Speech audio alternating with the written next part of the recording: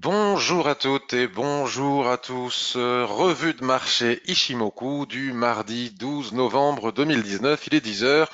Je suis très content de retrouver toutes les personnes que j'ai l'habitude de retrouver en live tous les mardis et toutes les personnes qui arrivent pour la toute première fois. Donc, vous savez, si vous arrivez pour la toute première fois, vous avez un petit panneau de configuration GoToWebinar et sur ce petit panneau de configuration que vous devez avoir dans un des quatre coins de votre écran, si je me trompe pas, vous avez la possibilité de cliquer sur une petite icône, c'est un petit carré barré d'une barre au milieu où il était donc vous agrandissez cette icône où il y a écrit questions et vous avez la possibilité de poser vos questions dans cette icône. Et c'est ainsi que je vois les bonjours qui me font toujours aussi plaisir et qui arrivent au fur et à mesure en agrandissant moi-même cette icône. Donc bonjour Laurent, Didier, Jo, Thierry, Alex, Yann, Cloud Trading, bonjour Didier, Roberto, Jean-Pierre, un autre Bruno, Jean, Alexis, Anthony, salut, Jackie, Philippe, Habib et toutes les personnes qui vont arriver au fur et à mesure, Sylvie qui va pas tarder à arriver. Je suis très content de vous retrouver et les personnes qui arrivent pour la toute première fois, j'en profite pour vous saluer aussi, vous souhaiter la bienvenue.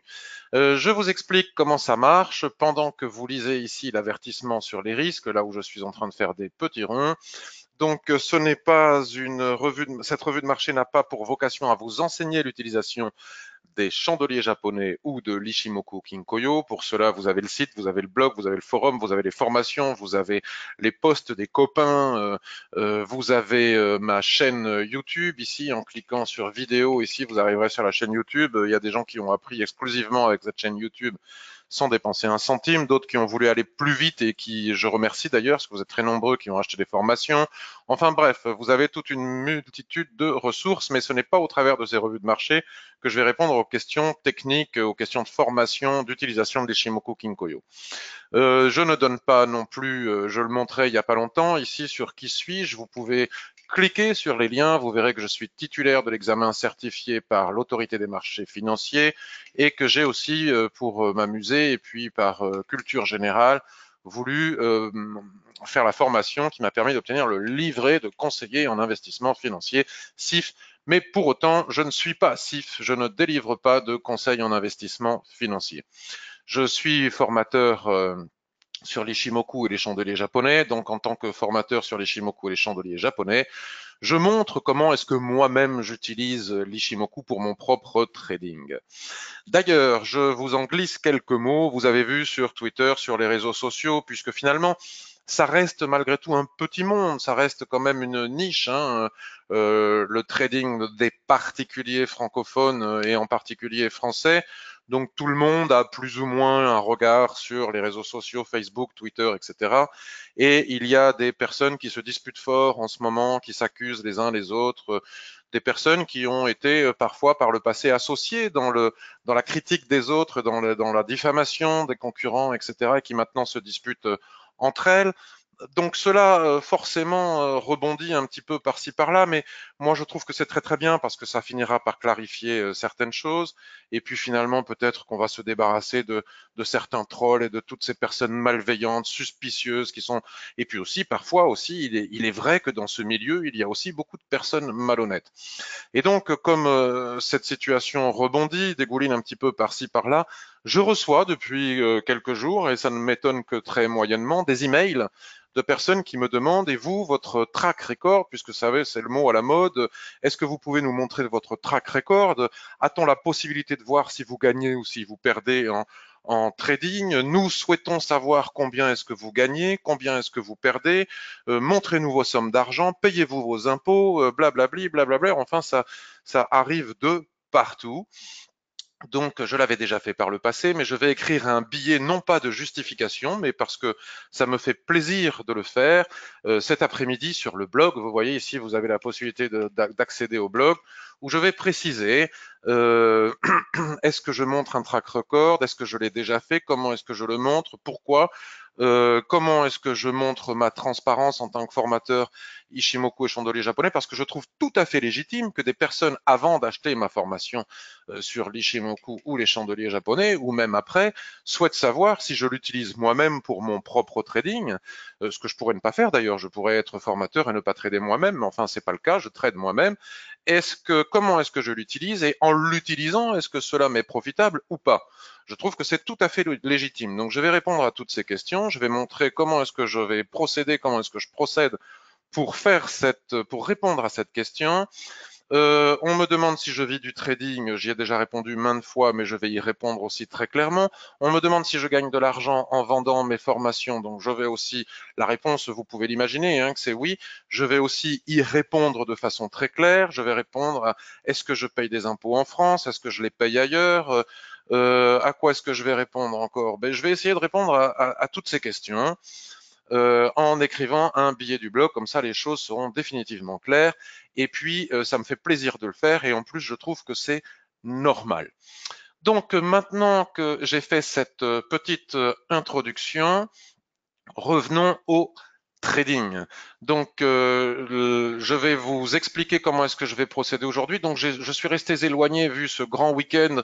Il ne m'apparaissait pas comme étant très pertinent de regarder les graphiques la journée d'hier. C'était férié aux États-Unis avec très peu d'investisseurs pour faire bouger le marché. C'était férié en France. C'était un petit peu mou du genou hein, quand les États-Unis sont au ralenti, tout le reste du marché est au ralenti. Il y a toujours cette espèce, enfin pas cette espèce, cette histoire de négociation sino-américaine qui met les gros investisseurs en dehors du trading. Donc si eux sont en dehors du trading, pourquoi nous serions-nous dedans? Puisque c'est eux qui font bouger le marché. Donc quand ils vont rentrer, on va perdre probablement des trades. Puisque c'est eux qui vont faire monter ou descendre les prix.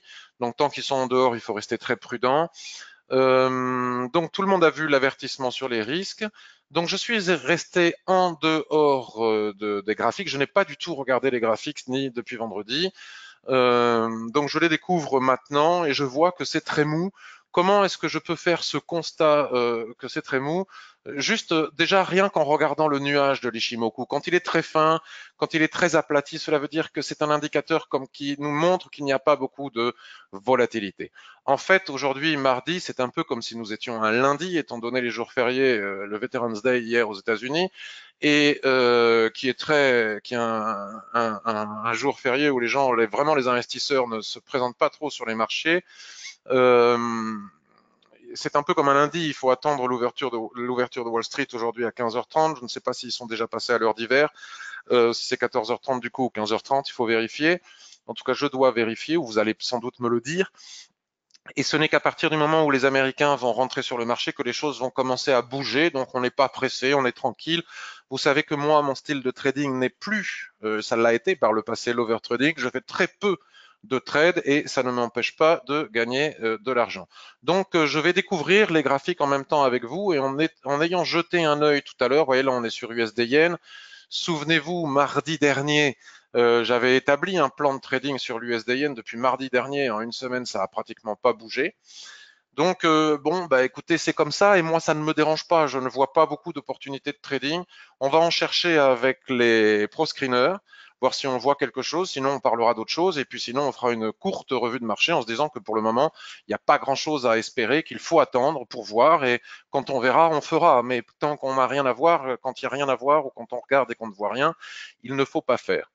Alors après, je sais bien que pour les personnes qui aiment trader beaucoup, qui cherchent désespérément à trader tous les jours, etc., ce n'est pas une configuration confortable, mais si l'on accepte de ne trader que lorsqu'il y a des opportunités, et donc que les opportunités à forte probabilité de réussite sont rares, et qu'on se contente d'un, deux, trois trades maximum, même intraday par semaine, eh bien, on n'a pas d'impatience face à un marché qui ne bouge pas.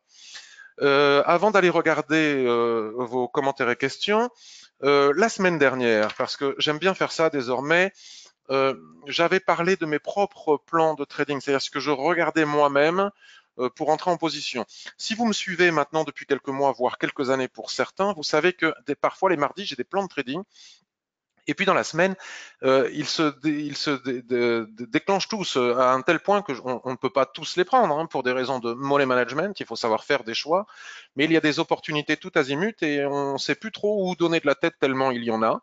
Donc on profite de ce genre de semaines qui sont quand même relativement rares. Et puis parfois, il y a des semaines où on fait des plans de trading et aucun des scénarios prévus ne se déclenche. Et donc, dans ces cas-là, on ne traite pas. C'est pas plus compliqué que cela.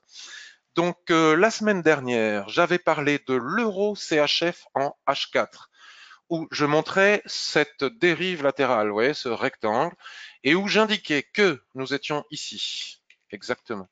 J'indiquais que en cas de chandelier de retournement en haut ou en bas de cette dérive latérale, enfin, nous n'étions pas ici, nous étions à l'intérieur du range, et je disais qu'en cas de dérive latérale, vous voyez là, jeudi 7 novembre, donc nous étions avant le jeudi 7 novembre, et que d'ici à la semaine, dans la semaine, dans le courant de la semaine du, si c'était donc le 5 novembre, s'il y avait un chandelier de retournement avec ressaut que l'on pouvait aussi anticiper sur des unités de temps inférieures, hein, comme toujours, ou au contraire, si les prix partaient en haut avec un soulèvement, peut-être qu'il y aurait opportunité d'entrer en position, comme ça a été le cas ici, par exemple, avec ce doji ou d'autres opportunités.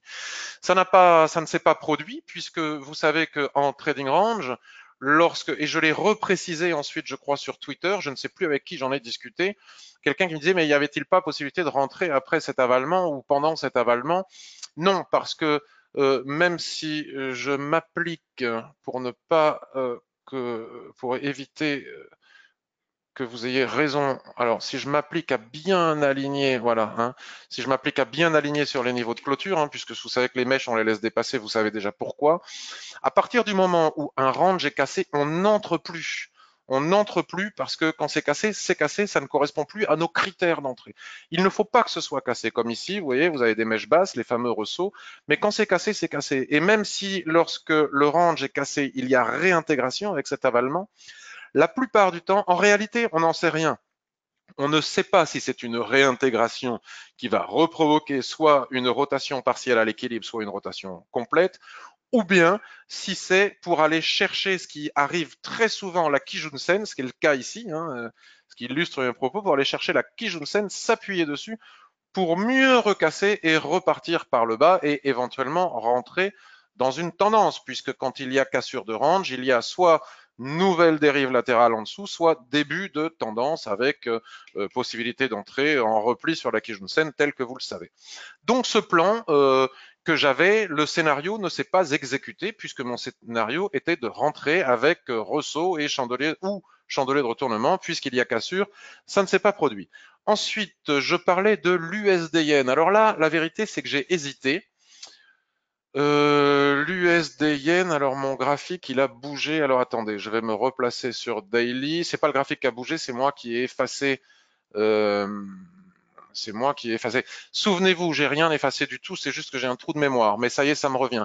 Souvenez-vous, mardi dernier, ensemble, j'avais tracé toutes ces lignes rouges qui étaient des lignes s'appuyant sur d'anciens plats SSB. Donc, à partir de ces anciens plats SSB, on trace une droite, c'est ce que l'on appelle les extensions de SSB, qui sont autant de niveaux de support et résistance. Nous avions vu qu'il y avait eu des mèches qui étaient venues frôler ce niveau, mais nous avions vu aussi, et c'est certainement ça que je recherchais, nous avions vu que cette dérive latérale avait été cassée par le haut, que nous avions déjà eu le throwback, le repli, et que la probabilité pour que les prix partent à l'assaut de chacune de ces lignes rouges était importante. Donc à partir de là, j'avais basculé mon graphique sur l'unité de temps 4 heures, et j'avais établi ce plan de trading. Nous étions où le jeudi 5, nous étions le 5, voilà. On avait déjà tapé la ligne rouge. Les prix revenaient chercher des niveaux de support tels que nous l'avons vu précédemment avec l'euro CHF. On casse un range, on retrace proche de la Kijun-sen et on repart à l'assaut. J'avais dit, si les prix viennent à casser cette ligne rouge, nous pourrions entrer en position après repli ou sur cassure pour partir à l'assaut de l'extension de SSB suivante. Je regarde même plus le niveau de prix, hein, je regarde que le niveau Ishimoku qui se trouve à 109,56. Alors, ça a bien eu lieu ici le 7 novembre, mais vous connaissez la règle absolue. D'une part, on n'entre jamais lorsque les prix sont trop éloignés de la Tenkan-sen. Donc là, nous avons 3 chandeliers verts consécutifs qui indiquent que déjà les prix ont bien monté et qu'il faut qu'ils retracent. Donc rentrer sur cassure alors que les prix clôturent de façon éloignée de la Tenkan-sen, ça ne se fait pas. Ensuite, bon, là, on est toujours éloigné de la Tenkan-sen. Ensuite, on a un avalement baissier à ce niveau-là qui n'est pas, qui nous dit, bon, mais c'est quoi cette histoire? Tu casses ou tu ne casses pas? Donc, dans l'incertitude, nous ne pouvons pas établir de fortes probabilités de réussite. Lorsque les prix reviennent chercher, là, c'est beaucoup plus tard, c'était, ben, c'est hier, hein, maintenant. J'ai pas regardé hier, mais là, hier, nous pouvons voir cette étoile du matin. Elle est valable, cette étoile du matin, parce qu'elle vient s'appuyer sur une ancienne résistance devenue support, hein, support du range daily que l'on vient de tracer ensemble, qui pourrait donner le ton au-dessus de la Kijun, mais c'est toujours pas suffisamment clair, puisque tant qu'on ne repasse pas au-dessus de cette ligne rouge, nous ne pouvons pas dire que nous avons un signal pour aller chercher à forte probabilité de réussite. Pour moi, ce n'est pas assez parlant, ce n'est pas assez flagrant. Donc là, je ne vois pas comment est-ce qu'au niveau du timing, je peux rentrer en position pour aller chercher mes fameuses lignes rouges. Donc pour le moment, je reste à l'écart. Donc le scénario ne s'est pas produit la semaine dernière pour les raisons expliquées précédemment. Et je ne trouve pas qu'on puisse parler d'un scénario qui nous donne une forte probabilité d'aller chercher la ligne rouge qui est ici pour le moment. Ça va peut-être venir, mais c'est tellement mou du genou que je ne m'y risquerai pas. Après, peut-être que nous pouvons faire évoluer ce plan en regardant les unités de temps inférieures et en regardant effectivement les unités de temps inférieures. On voit, bon, mais ça c'est signe d'incertitude, hein, lorsque l'on a la boîte de la boîte de la boîte qui casse la boîte. Nous avons ici une dérive latérale, une nouvelle dérive latérale. Donc maintenant, attendre la cassure là, on est passé au-dessus de la zone d'équilibre, mais c'est pas franc du collier. Pour aller chercher ces niveaux ne me paraît pas comme étant un trade à forte probabilité de réussite. Et si on casse au-dessus ici, étant donné qu'on a une résistance juste au-dessus, ça ne m'apparaît pas comme étant pertinent non plus.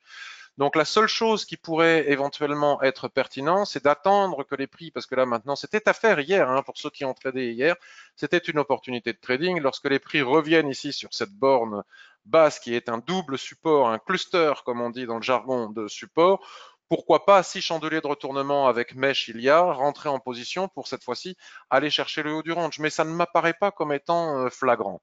Donc du coup, je n'ai pas tradé cela non plus. Il me reste l'euro AUD. Alors, c'est la seule opportunité de trading sur laquelle je suis rentré la semaine dernière. Donc, nous avions parlé de l'euro AUD. Je cherche à regarder comment est-ce que ça s'est passé. Je ne me rappelle plus, mais enfin, il suffit que vous regardiez sur le forum, puisque comme j'annonce tous mes trades en temps réel sur le forum, j'ai annoncé où est-ce que je suis rentré, comment je suis rentré, pourquoi je suis rentré. Je crois me souvenir à peu près à quoi ça ressemble. L'idée, c'était de viser, alors je m'en rappelle plus, je pense, ça devait être quelque chose dans le genre. Ça devait être quelque chose dans le genre. Vous voyez, il y avait un support ici, il faudra aller regarder sur le forum.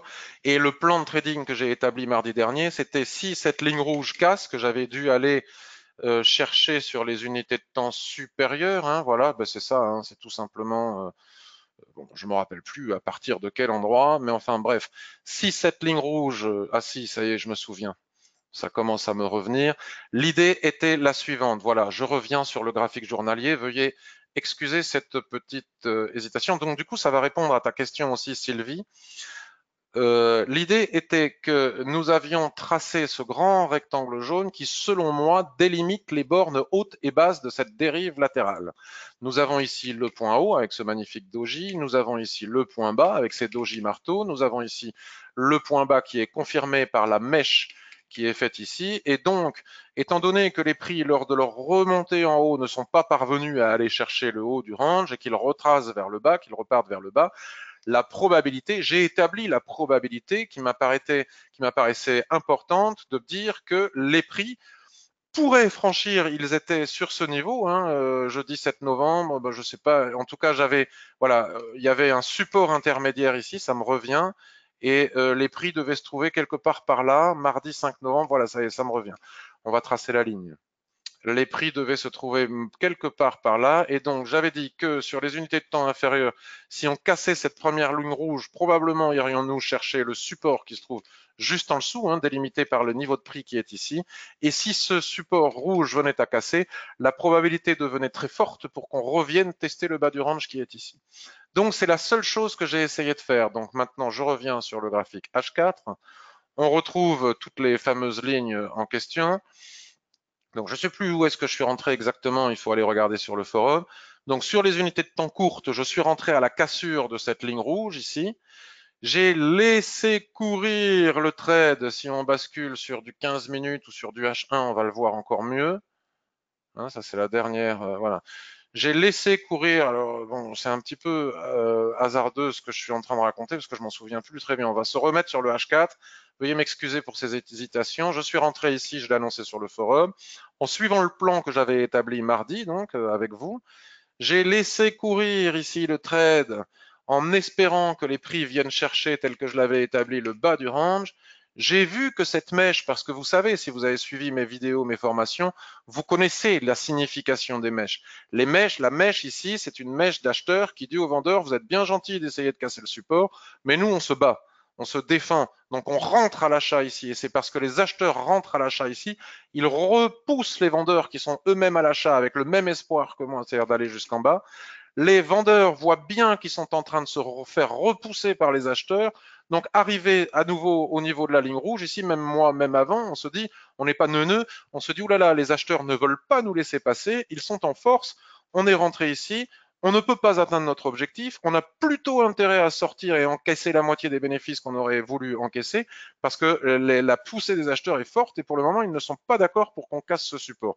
Voilà ce que nous raconte une mèche. Donc, je suis sorti, hein, quelque part par là, c'est écrit sur le forum et j'ai encaissé la moitié ou un peu plus de la moitié de la position, mais enfin déjà avec un joli bénéfice. Donc, vous voyez, je n'ai fait qu'un demi-trade, on va dire, la semaine dernière et je n'ai donc pas perdu d'argent, j'en ai donc gagné.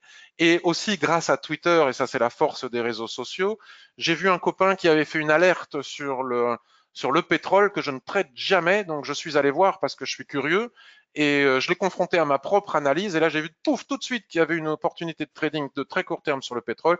J'ai pris quelques points sur le pétrole et je suis sorti. Voilà en tout et pour tout mon trading de la semaine dernière partagé sur le forum conforme au plan de trading que j'ai établi avec vous mardi dernier. Et je n'ai rien fait d'autre.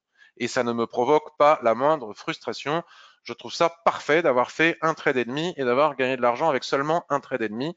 Et je ne ressens pas de nécessité de trader davantage s'il n'y a pas d'opportunité de trading. Voilà pour le point sur la semaine dernière. Donc, on va aller voir maintenant ce qu'il y a à voir aujourd'hui, s'il y a quelque chose à voir. Répondre aux questions de la seule question que j'ai reçue d'analyse, c'est normal, j'ai fait une bêtise, je pensais avoir envoyé le lien du webinaire vendredi. Je l'avais écrit, j'ai écrit la newsletter, je me la suis envoyée en test comme je fais habituellement pour voir si le lien fonctionne pas bien. Et ensuite, j'ai oublié d'appuyer, c'est en lisant vos mails hier et vos tweets que j'ai vu que je ne l'avais pas envoyé, donc je ne l'ai envoyé qu'hier soir, donc je vous prie de m'excuser, c'est pour ça que j'ai sans doute pas reçu beaucoup de demandes d'analyse.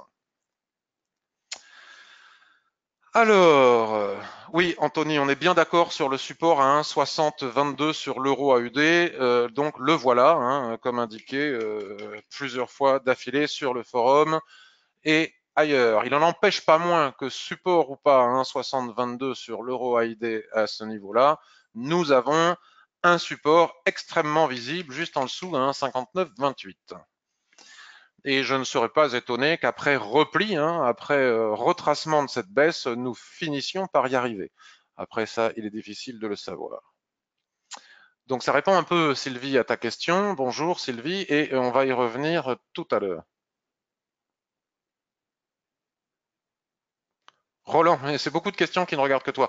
Oui, mais Cloud Trading me demande est-ce que je paie un abonnement sur Tinder. Euh, et ça reste humoristique, me dit-on aussi.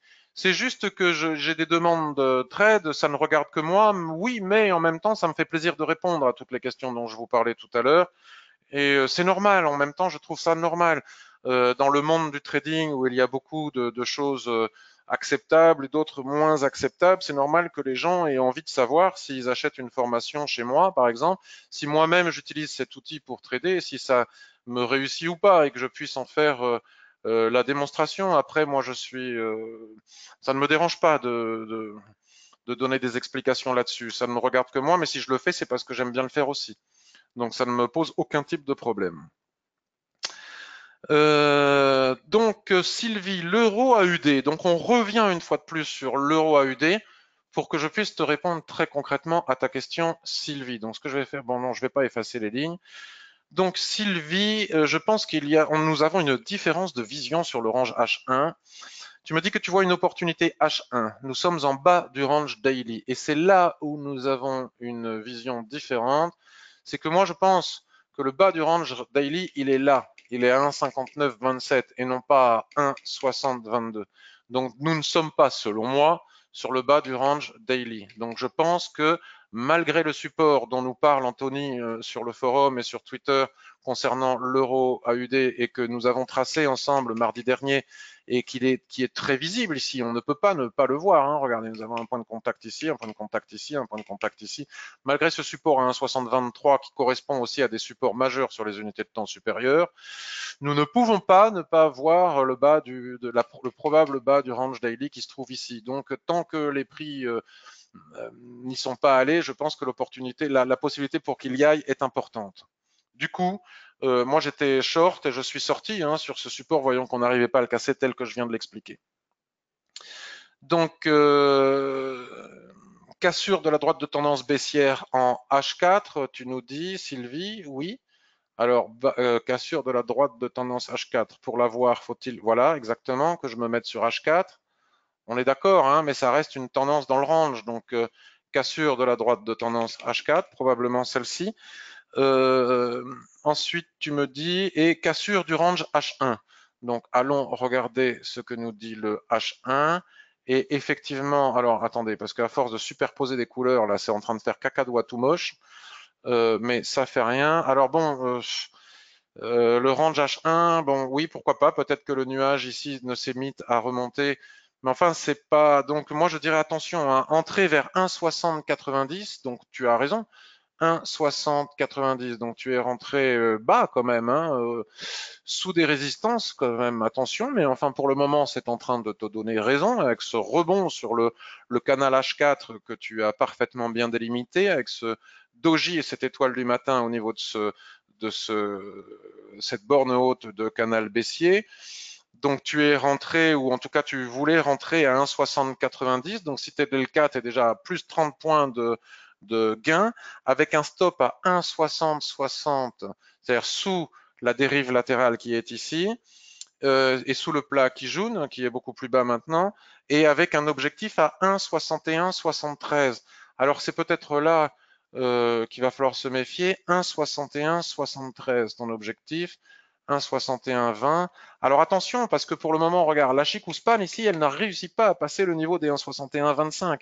Sur le H4, qui est quand même ton unité de temps sur laquelle tu te bases, méfiance, c'est quand même suracheté. Pour moi, ça reste baissier, pour les raisons que j'ai évoquées. Le range peut être atteint, le bas du range. On est en niveau de retracement. La Chikuspan ne valide pas ce plan. La Kijun-sen, la Chikuspan ne parvient pas à casser le plat Kijun, comme on peut le voir ici à plusieurs reprises. Nous avons un niveau de support important à 21, 61, 23. Si je bascule sur un graphique journalier, il est possible que ton objectif soit ici la Kijun-sen. Donc 1,61, 73, tu es en dessous de la Kijun-sen. 1,61, 41, ici, on a toujours le plat Kijun qui bloque. D'ailleurs, les prix, regarde, la mèche que font actuellement les prix est exactement sur le niveau de Kijun-sen qui est ici. Je ne trouve pas que ce soit un plan à forte probabilité de réussite, parce que si on ajoute à cela, alors je vais pas, on va pas, si on ajoute à cela les Fibos, voilà, on ajoute ici les Fibos. On voit, comme c'est toujours le cas, que le plat qui jaune ici est le niveau de 50% de Fibonacci, comme toujours. De toute cette jambe de baisse, qui selon moi doit conduire les prix ici probablement en bas, je n'en démords pas. Alors après, quand on traite des retracements, c'est toujours compliqué parce que comment peut-on savoir si les prix vont atteindre ici la Kijun-sen ou si au contraire ils vont se contenter de 38% de retracement? C'est difficile à savoir. Donc probablement vont-ils aller chercher ce niveau de 38% de retracement, mais attention au plat qui jaune qui est ici. Et là, à partir de là, on ne sait pas s'ils vont continuer leur retracement, c'est probable, mais c'est difficile parce que c'est du 50-50. Ils peuvent aussi s'arrêter sur ce niveau de retracement pour finalement repartir à la conquête du bas du range. tant qu'on n'a pas atteint le bas du range, moi, il m'apparaît comme étant compliqué de vouloir rentrer en position à l'achat. Néanmoins, si tu es rentré à 1,6090, et étant donné que nous sommes maintenant à 1,6120, rien ne t'empêche de mettre ton stop à zéro et de laisser courir. Et puis si ça marche, ben, bingo. Et si ça marche pas, au pire des cas, tu ne perds rien. Donc bravo pour cette entrée en position, Sylvie, ou en tout cas pour ce plan Sylvie. Voilà, voilà. Bonjour Sylvain, tu me demandes si tu n'as rien loupé. Ben si, tu as loupé les plus beaux plans de trading jamais établis en live lors d'une revue de marché. Non, tu n'as rien loupé. Alors, Alexis, le haut du range vient de casser sur OAUD, donc il faut attendre le reste du retracement. Anthony, Euro AUD, mon plan swing est un pullback jusqu'à la Kijun Daily. Oui, mais alors là, je comprends tout à fait ton plan swing, mais perso, je n'entrerai pas parce que trader des pullbacks sur la Kijun Daily, c'est bien, mais comment deviner si le pullback ne va pas s'arrêter à 38,2 de Fibonacci, par exemple? C'est compliqué. Moi, je ne le ferai pas, mais j'entends qu'on puisse le faire. Et puis short jusqu'au bas du range daily tel que je viens de le dire. Donc short jusqu'au bas du range daily, ça me convient. Trader un pullback contre la tendance qui est attiré par l'aimant que constitue le bas du range en prétendant que l'on va aller jusqu'à la Kijun Daily, c'est-à-dire 50% de retracement de Fibonacci, pourquoi pas, hein, c'est tout à fait possible, mais pourquoi pas aussi s'arrêter à 38,2 de Fibo. C'est plus compliqué de trader dans ce sens que dans l'autre sens, à mon avis, mais ça n'engage que moi. Alors, et Sylvie termine avec un nouveau commentaire. La Chikou, tu as raison, la Chikou bloque. Je vais surveiller le niveau du plat qui jaune pour mettre à BE, c'est-à-dire break-even, stop à zéro. Merci beaucoup. C'est moi qui te remercie, Sylvie, pour cette belle analyse. Maintenant, je vais faire un balayage. SP500, on en est où? On en est exactement au même stade que mardi dernier. Donc, vous voyez, ça va aller très vite, hein. Ce que je disais mardi dernier, c'est que selon moi, malgré le surachat, malgré l'éloignement des prix vis-à-vis de la Tenkan-sen, malgré l'écart trop important entre la Tenkan-sen et la Kijun-sen, qui montre aussi du surachat, le tout confirmé par cet excès de surachat permanent ici au niveau des stochastiques, je ne vois pas de signal de vente. Je ne considère pas qu'on puisse vendre quelque chose qui ne sait que monter. De là à acheter sur ces niveaux, non plus. Donc nous avons des signaux de chandelier de retournement ici, mais pour le moment ça ne baisse pas. Donc d'ailleurs il y a sur les réseaux sociaux des gens qui vendent, qui vendent, qui vendent, qui vendent. Ben, bon courage à eux, hein. Ce n'est pas parce que c'est haut que ça doit baisser. Ce n'est pas parce que ça ne correspond pas à l'économie réelle que ça doit baisser. Ce n'est pas parce que ça nous révolte que l'économie ne profite qu'à certains que pour autant ça doit baisser. Pour le moment, si on bascule en H4, la tendance est toujours parfaitement soutenue par sa droite chartiste et parfaitement soutenue par la Kijun-sen. Mais de là à acheter ces niveaux, non plus. Donc moi, je n'ai pas changé d'avis sur les indices. Si je devais trader les indices, pour le moment, je reste à l'écart. On a su en profiter. Souvenez-vous, quand tout le monde nous indiquait ici que ça allait chuter, nous, on a tradé à la hausse jusqu'en haut du range. Parce que ça, c'était facile. C'était facile d'imaginer que les prix allaient revenir chercher le haut du range. Il y a quelques mois, j'indiquais des niveaux d'extension de Fibonacci. Ils ont tous été atteints, ces niveaux d'extension de Fibonacci. Je ne sais plus où ils sont. Et là aussi, on me disait, vous imaginez pas la quantité de bière et de trucs que j'ai dû gagner en parlant des niveaux d'extension de Fibonacci. J'ai parlé de ces niveaux d'extension de Fibonacci, j'ai parlé de cela. Maintenant, on va aller chercher cela. Et quelle que soit la manière dont on les trace, parce qu'on peut les tracer comme ça, hein, quand on est sur des plus hauts historiques, il faut utiliser les niveaux d'extension de Fibonacci. Mais en tout cas, regardez, hein, ils ont tous été atteints et il n'y a pas de raison qu'ils ne continuent pas à être atteints. Tout porte à croire que ça va continuer à monter. Alors un jour, il y aura un crack et les vendeurs permanents nous diront, voyez, j'avais raison. Mais bon, je ne vois pas aucun indice me permettant de vendre, même si c'est très haut, même si ça doit retracer. De là à acheter ces niveaux, non plus.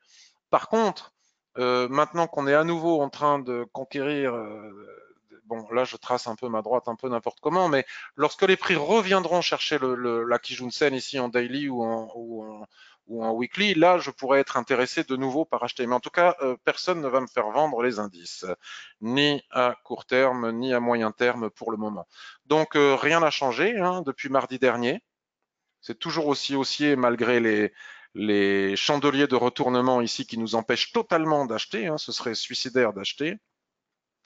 De là à vendre, il n'y a aucun signal de vente. Donc s'il y a pas de, si c'est suicidaire d'acheter vu les niveaux, et s'il n'y a pas de signal de vente, on fait quoi? Ben, on reste à l'écart. Voilà. Donc sur le DAX, j'avais dit mardi dernier, tant que le SP500 monte, le DAX montera.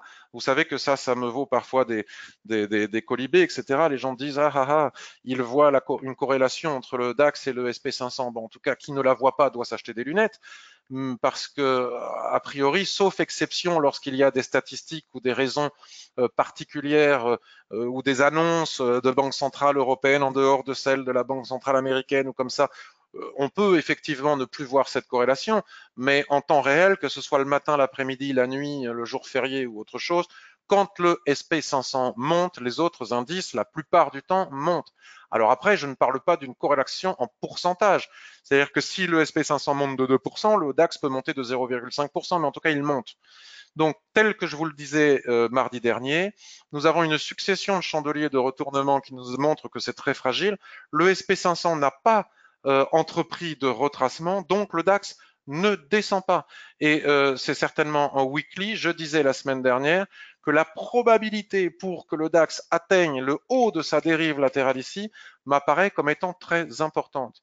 Cependant, je ne vais pas le vendre pour autant parce que c'est suracheté, c'est périlleux. Il suffirait que Trump déclare je ne sais quoi, etc., pour que les niveaux actuels justifient une prise de bénéfices massive des investisseurs qui sont à l'achat, ce qui serait tout à fait justifié.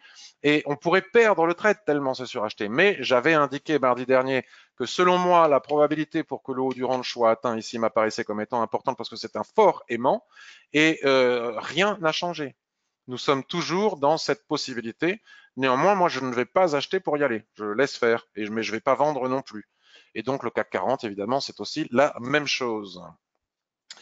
Et puis, si les indices montent, eh bien alors le gold baisse. J'ai pas regardé, mais voilà, voilà, pim, c'est juste évident, hein. Il y a aussi des personnes qui font du trading sur le gold. C'est très périlleux puisque le gold, c'est une valeur refuge.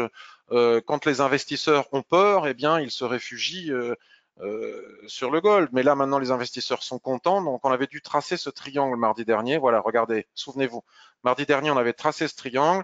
On avait aussi, grâce au twist de l'Ishimoku, ici, tracé la borne haute du range et la borne basse. Et j'avais probablement dit mais que si le triangle cassait par le haut, on irait probablement chercher le haut du range. Mais étant donné qu'on avait tapé le haut du range, la probabilité pour qu'on parte du haut pour aller chercher le bas, c'est juste une question de logique. Hein. Comme je le dis souvent, le marché, c'est con-con. Hein. On part en haut, on va en bas. Quand on est en bas, on va en haut, sauf s'il se passe quelque chose d'autre. Donc, étant donné qu'on a été parti vers le haut, on avait cassé la zone d'équilibre, la cassure du triangle ici permettait d'envisager que les prix viennent chercher le bas du range ici, mais que moi, je ne m'y risquerai pas non plus. D'abord, je ne traite pas le gold parce que c'est trop volatile pour moi, trop compliqué, trop géopolitique, pas assez technique, mais que si les indices se maintenaient haut ou continuaient à se maintenir haut, il y aurait des gens qui se délesteraient de leurs valeurs refuge pour reprendre des valeurs dites risquées sur les indices et donc le gold baisserait. Donc là, on va arriver sur cette zone et puis on va rester en hésitation. Si le SP500 retrace parce que les gens qui ont acheté, les grosses mains qui ont acheté encaissent leurs bénéfices, à ce moment-là, le gold va s'appuyer là-dessus et va remonter. Enfin, c'est un jeu de, c'est une mécanique logique. C'est une mécanique logique. Mais après, bon, de là à trader dans ces conditions, moi, je ne le fais pas. L'euro USD. Alors, qu'est-ce qu'il nous raconte l'euro USD? Bah, alors là, c'est encore d'une facilité importante. Regardez, nous avons un magnifique twist, nous avons une magnifique SSB ici, et donc il est très facilement possible de tracer cette dérive latérale, et nous nous apercevons que nous sommes au milieu de nulle part, en pleine zone d'équilibre. Alors bon courage pour trader cette zone, c'est juste intradable. Donc on reste en dehors. Et je pourrais faire ça à peu près partout. Donc comme je ne vais pas vous, comme je vais vous, ça n'a pas un intérêt majeur. Il y a des semaines comme ça où il faut, même quand on fait des revues de marché, on a envie, moi en tout cas, j'ai envie de voir des plans parce que c'est ce que les gens attendent, mais il y en a pas, il y en a pas. En tout cas, moi, je n'en vois pas. Donc qu'est-ce que je peux faire d'autre? Je peux aller voir vos questions, mais en attendant, je vais exécuter quelques pro screeners. Alors, Tony, merci pour tes analyses. C'est moi qui te remercie d'avoir la gentillesse de les écouter. La société BIC, j'ai acheté la cassure du Range Daily avec pour objectif la zone d'équilibre weekly. Ben, on va aller regarder BIC après. Tu as cassé. J'ai acheté la cassure du Range Daily. Range Daily. Je me le note sur un papier. En général, je réponds pas, mais là, comme j'ai peu de questions, je peux le faire. Et objectif, zone d'équilibre weekly. Ok, je vais aller regarder tout à l'heure. Alors, exécutons quelques Pro Screeners. Donc, le Pro Screener 03, que j'offre avec mes formations Ishimoku, est un Pro Screener qui détecte, en tout cas qui essaye de détecter, des opportunités de trading en tendance après repli sur la Kijun-sen. Alors, on va se mettre en daily, on va se mettre sur le Forex et sur les actions du CAC 40 et on va l'exécuter. Il ne trouve rien. Donc, selon mon ProScreener, que ce soit sur le marché action du CAC 40 ou sur le marché des devises, il n'y a pas de tendance actuellement avec un nuage orienté à la baisse ou à la hausse, avec des prix qui viendraient se replier sur la Kijun-sen. Donc, ok, il y en a peut-être, mais en tout cas, lui, il n'en trouve pas et il est quand même assez bon lorsqu'il scanne. Donc, on va lui demander la même chose en H4. On attend qu'il nous trouve quelque chose. Il nous trouve la monnaie norvégienne contre l'USD. Bon, en plus, vous voyez, oui. Alors pourquoi? Alors, d'ailleurs, ça répond à une question qui a été posée sur le forum. Quelqu'un me dit, mais je comprends pas ton pro screener, que ce soit sur les chandeliers japonais ou que ce soit sur les tendances, il nous montre toujours une bougie après. Donc là, on peut pas véritablement parler de nuages très orientés. Alors on peut le régler, ça c'est dans les réglages du pro screener. De nuages, moi je l'ai réglé de façon à ce que ce soit très sensible. On ne peut pas véritablement parler de tendance dans le sens où le nuage n'est pas très orienté à la baisse. Néanmoins, si on utilise une ligne de tendance, on peut quand même voir qu'il y a un triangle, on va dire, c'est pas vraiment une tendance. Alors pourquoi est-ce que l'on voit ici le chandelier actuel? C'est la question qui m'était aussi posée sur le forum et donc j'en profite, c'est normal, puisque ces détections ont lieu en clôture. On ne peut pas détecter ce genre de configuration. Enfin, Guillaume le fait pour ceux qui aiment avec son outil, il le fait, il code aussi pour des trucs Shimoku, comme ça il y a des gens qui veulent voir. Mais c'est en clôture que l'on regarde et non pas en cours de chandelier, parce qu'en cours de chandelier, on ne peut pas savoir à l'avance comment est-ce qu'il va clôturer. Donc c'est normal qu'il nous détecte ce chandelier sous la Kijun dans ce qu'il considère être une tendance baissière. Mais enfin, ce n'est pas avec ça que l'on va trader. Donc il ne trouve rien. Il est là. Il ne trouve rien. Donc là, maintenant, on va enlever les actions parce qu'on ne va pas trader les tendances des actions sur du 1 heure. Enfin, on pourrait, mais on va garder que les devises et on va lui demander en H1 voir s'il voit quelque chose. Donc toujours USD NOK. En H1, il voit quoi? Non, ça doit pas être H. J'ai pas dû mettre H1. Voilà, H1. Paf. Alors là, il voit un petit peu plus de choses. On va juste regarder GBP AUD. Alors GBP, avec le Brexit, les élections, etc., bon, c'est un peu compliqué. Donc vous voyez ici, ça fonctionne bien. Nous avons bien en H1 une tendance haussière, un nuage qui est orienté à la hausse. Nous avons bien une tendance haussière et nous avons bien un repli. Donc c'est de ce chandelier-là dont il s'agit. Nous avons bien un repli sur la Kijun-sen. Donc là, nous avons bien un potentiel signal d'achat. Alors encore une fois, vous allez me dire que je suis très frileux, mais c'est pas que je sois frileux, je trade que ce qui m'apporte des opportunités. Je prends de moins en moins de risques et plus moins j'en prends et plus je gagne. Donc trader le GBP dans les circonstances actuelles n'est pas très très prudent. Donc est-ce que nous pouvons valider ce signal d'achat? En H1, oui, nous pouvons valider ce signal d'achat. Après, on n'a plus le ratio maintenant. Mais ici, si on était rentré à 1,8740, quand le ProScreener, quand le précédent chandelier H1, c'est-à-dire à 9 heures, ici, à 10 heures, ici est venu s'écraser sur la Kijun-sen, nous avions bien un potentiel signal d'achat en tendance avec un repli sur la Kijun-sen. Maintenant, c'est un peu tard pour rentrer. Et nous pouvions viser les 1,88, c'est-à-dire les derniers plus hauts ici, avec un stop en dessous, on avait bien le ratio de 2,1. Rentrer maintenant, nous n'avons plus le ratio. Nous n'avons plus qu'un ratio éventuellement de 1,1. Donc, est-ce qu'on pouvait faire mieux, viser plus haut? Pour cela, il faut aller regarder en H4. Et en H4, c'est difficile d'aller plus haut puisque la Chikou Span est de toute manière bloquée par la SSB ici, et c'est la raison pour laquelle les prix, ou par le palier de SSB qui est juste au-dessus, c'est la raison pour laquelle les prix ne parviennent pas à aller plus haut. Donc voilà, ce qu'on pouvait faire, on pouvait le faire grâce au ProScreener, mais il y a 1 heure, maintenant c'est trop tard. Sinon, on n'a plus le ratio. Donc on va aller regarder, on va pas aller jusqu'à 15 minutes. ProScreener, on va aller voir le 0,2. Le 0,2.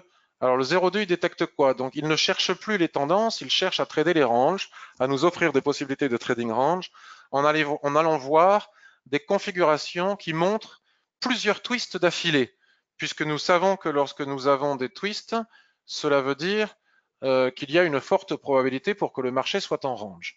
Donc on va aller l'exécuter à la fois sur les actions du CAC 40 et sur le marché des devises. Bon, Hermès, bon, vous voyez, c'est clair, c'est net et c'est précis, hein, ça fonctionne bien. Nous voyons bien que nous avons une succession de twists, nous voyons bien que nous avons un nuage parfaitement bien orienté et nous voyons bien que nous avons tapé le haut de la dérive latérale ici et qu'en haut de la dérive latérale ici, il était possible de vendre. Sauf que moi, je ne vends pas d'actions, déjà je traite très peu les actions, hein, de façon très rarissime, et quand je le fais, je ne les vends pas à découvert et encore moins Hermès qui est du secteur du luxe, qui ne sait que monter. Donc Eurozar, c'est pas une paire qui m'intéresse beaucoup, hein, c'est une paire exotique, difficile à trader, avec peu de liquidité et donc très dangereuse. 4 GPI, j'aime pas trader le pétrole, mais on peut toujours regarder. Donc on voit bien une succession de twists. On voit bien qu'ici nous avions un plus haut. On voit bien qu'ici on peut tracer un rectangle, mais c'est trop tard, il fallait le vendre plus haut. Qu'est-ce que l'on a donc? Renault. Bon, là, il détecte succession de twists, mais ça a été cassé. Donc, Renault, nous avons un signal de vente, etc. Donc, vous pouvez exécuter ces. Puis, de temps en temps, on trouve une opportunité comme ça. Et comme on n'en cherche que très peu, ça permet quand même de scanner un maximum de choses. Alors, on va se mettre en H4. On va enlever le CAC 40 et on va se mettre en H4, qui est une unité de temps controversée pour des raisons tout à fait justifiées, mais que j'aime bien. GBP, GPI, ça j'aime bien par exemple, normalement. Alors regardez le manque, c'est ce que je vous disais en introduction, le manque de volatilité.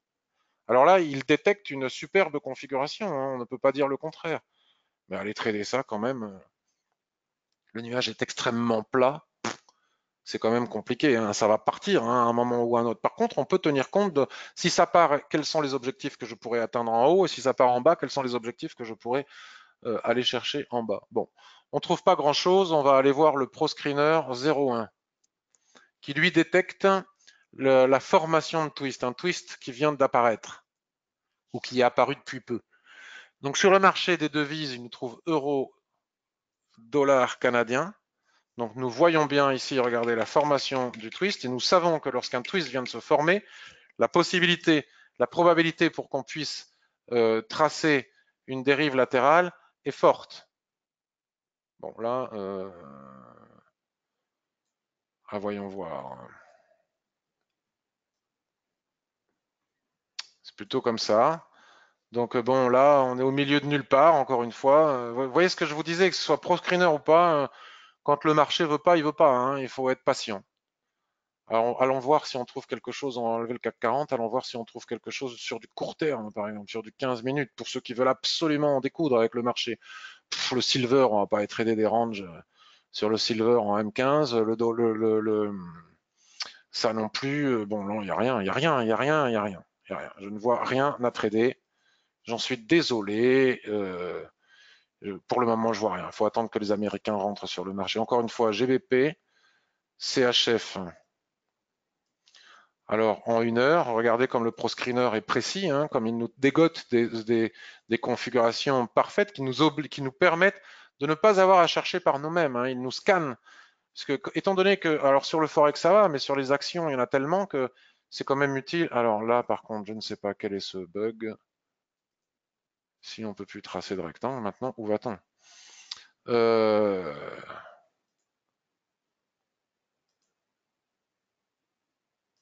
Voilà. Donc tout ça, ça nous permet de ne pas rentrer en position maintenant, mais nous pouvons, lorsque l'on observe cette configuration, si les prix viennent chercher le bas du range et qu'ils dessinent des chandeliers de retournement, on peut rentrer sous réserve de répondre à tous nos critères techniques habituels, hein, et en haut de la même manière. Voilà comment est-ce qu'on on peut, grâce au ProScreener, trouver des configurations pour exécuter des plans de trading à venir, pour préparer des plans de trading à venir. Où est-ce qu'on va avec le dos? On a vu tout à l'heure, hein, nous l'avons vu tout à l'heure, avec le dos, je ne sais pas où on va, mais en tout cas on y va. Donc acheter ces chandeliers de retournement ici et maintenant n'a aucun sens, vendre n'en a aucun non plus. Maintenant, si on veut trouver des cibles, il faut utiliser les extensions de Fibonacci puisque nous avons encore battu des records historiques. Donc nous n'avons pas de repères chartistes de base. Enfin si, on peut tracer des repères chartistes, certains verront un biseau. Mais l'idéal, c'est d'utiliser l'outil qu'utilisent les gros spéculateurs, c'est-à-dire les extensions de Fibonacci. Donc là, celle qui m'apparaît comme étant utilisable, là, ici et maintenant, nous avions celle-ci, on va aller regarder ce que ça donne et puis on va voir laquelle est la plus pertinente. Une fois qu'on a tracé, on regarde si c'est pertinent. Donc là, on voit bien que c'est ultra pertinent. Celle-ci, on voit bien que c'est ultra pertinent et la suivante, elle est juste au-dessus. Donc je ne vois pas ce qui empêcherait le Dow Jones d'aller chercher, on est sur les futurs, on est bien d'accord, les 27 800. Voilà. Ici et maintenant, les 27 800 m'apparaissent comme étant une cible très probable. De là à rentrer maintenant, c'est tout à fait kamikaze. Si on les utilise autrement, on prend ce dernier point ici, on va chercher le plus haut, tac, on va chercher le plus bas, on arrive exactement sur les 27 800 à nouveau. Donc voilà, tous les chemins mènent à Rome. 27 800 m'apparaît comme étant la cible probable à venir sur le Dow Jones. Mais au niveau du timing, rentrer après 5 semaines consécutives de hausse et des chandeliers japonais à répétition de retournement, c'est quand même kamikaze. Tony, BIC, et puis on finira là-dessus. BIC, société BIC.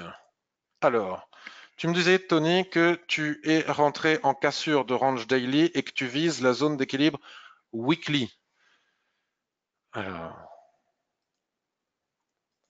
journalier. Alors, j'ai du mal à lire. Attends, je recommence. Société BIC. J'ai acheté, pardon, je voyais vendre. J'ai acheté la cassure du range daily avec pour objectif la zone d'équilibre weekly. Alors, le range daily. Comme ça? Alors, tu as acheté où? La cassure ici à 65,95. C'est toujours très, très, très, très délicat d'acheter une cassure de range lorsque les prix s'éloignent de la Tenkan-sen. A priori, ça ne se fait pas. Sinon, on peut subir le retracement. Et tu vises, tu me dis, la zone d'équilibre du range weekly. Alors là, déjà, nous avons Doji. Attention, hein, c'est quand même au niveau de la Kijun-sen qui est ici, et weekly. La zone d'équilibre du range weekly. Alors attention, parce que tu vois des ranges. Pour déterminer un range avec Ishimoku, il faut un twist. Hein. Là, le twist, on est quand même plutôt dans une tendance baissière. Et tu achètes sous une résistance forte des prix qui est l'extension de plat Kijun qui est ici. Donc je n'adhère pas vraiment à ce plan. Là, c'est pas un range hein, weekly, c'est une tendance baissière.